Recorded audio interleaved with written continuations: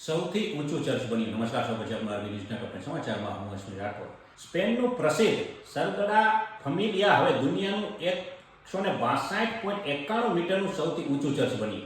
નેપાળમાં ભારે હિમવર્ષા વચ્ચે 5 દિવસથી ફસાયેલા 11 વિદેશી પ્રવાસીઓને 9 કલાકની મહેનત બાદ બચાવી લેવામાં આવ્યા.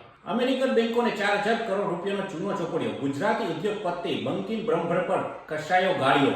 પોતાની જાતને નાદાર જાહેર કરી. કર્ણાટકમાં તમામ સરકારી કચેરીઓમાં પ્લાસ્ટિકની બોટલના વપરાશ ઉપર પ્રતિબંધ ફરમાવવામાં આવ્યો. 10 મિનિટમાં ભારે વરસાદથી ન્યુયોર્ક પાણીમાં ગરકાવ. 2 લોકોના મોત અને વીજ પુરવઠો ખોરવાયો. રાજકુમાર અરોરાએ નાણાકીય સલાહકાર સંરક્ષણ સેવાઓ તરીકેનો કાર્યભાર સંભાળ્યો. આંધ્રપ્રદેશમાં એકાદશીના દિવસે વેંકટેશ્વર મંદિરમાં ભાગદોડ, 10 શ્રદ્ધાળુઓના મોત. હવે એક ઇન્જેક્શનથી તમામ ટેન્શન ગાયબ. જાપાનના વૈજ્ઞાનિકોએ બનાવી ખુશી વેક્સિન. મુંબઈ એરપોર્ટ ઉપર મહિલા મુસાફર ₹47 કરોડના કોકેઇન સાથે ઝડપાય. પીએમ મોદીએ છત્તીસગઢમાં નવા વિધાનસભા ભવનનું કર્યું ઉદ્ઘાટન. તો આ તારના ટોપ ન્યૂઝ અને હું તો આપની સાથે અશ્વિન રાઠોડ. જય હિન્દ, જય ભારત.